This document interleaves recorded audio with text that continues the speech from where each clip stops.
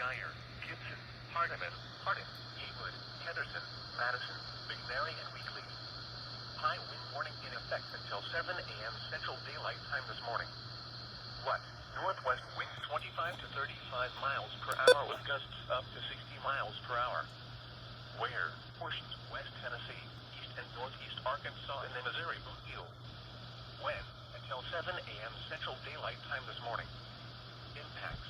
Damaging winds will blow down trees and power lines. Widespread power outages are expected. Travel will be difficult, especially for high-profile vehicles.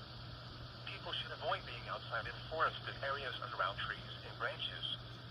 If possible, remain in the lower levels of your home during the windstorm and avoid windows. Use caution if you must drive. The current time is 2:01 a.m. Central Daylight Time.